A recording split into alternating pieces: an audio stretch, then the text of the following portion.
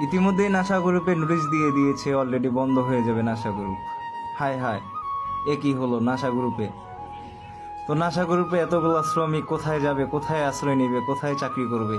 আর NASA গ্রুপের শ্রমিকদের এখন এইরকমই অবস্থা যে কাঁচা বাজার দিতে গেলেও তাদেরকে বলা হয় তোমরা কোথায় চাকরি করো। যদি বলে নাসা গ্রুপে, তাদেরকে কাঁচা বাজারও দেওয়া হচ্ছে না, মুদির দোকানেও কোনো খরচা দেওয়া হচ্ছে না। তারা এখন কি করবে, কোথায় যাবে? তারা এখন কোনো কুল কিনারা পাচ্ছে না। তাহলে কি নাসা গ্রুপের মালিক যে সৌদি আরবে জায়গা কিনেছে, সেইখানে খেজুর বাগান লাগিয়েছে, তাহলে সেটা তিনি বিক্রি করে দিতে পারতেন, বিক্রি করে শ্রমিকদের বেতন ন্যায্য প্রাপ্যরা দিয়ে দিতে পারতেন, কিন্তু তিনি সেটা করতেছেন না। তো এদের এখন কি হবে, কোথায় আশ্রয় নেবে, কি করবে? তো সবাই কমেন্টে জানাবেন। আশা করি ভিডিওটি ভালো লাগলে লাইক, কমেন্ট, শেয়ার। ইতিমধ্যেই নাসা গ্রুপে নোটিশ দিয়ে দিয়েছে অলরেডি বন্ধ হয়ে যাবে নাসা গ্রুপ। হায় হায়, এ কি হলো নাসা গ্রুপে?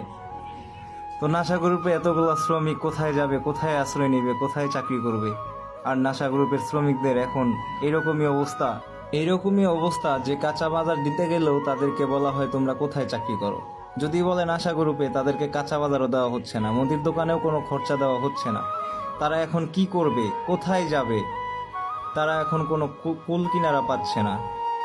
তাহলে কি নাসা গ্রুপের মালিক যে সৌদি আরবে জায়গা কিনেছে, সেইখানে খেজুর বাগান লাগিয়েছে, তাহলে সেটা তিনি বিক্রি করে দিতে পারতেন, বিক্রি করে শ্রমিকদের বেতন ন্যায্য প্রাপ্যরা দিয়ে দিতে পারতেন, কিন্তু তিনি সেটা করতেছেন না।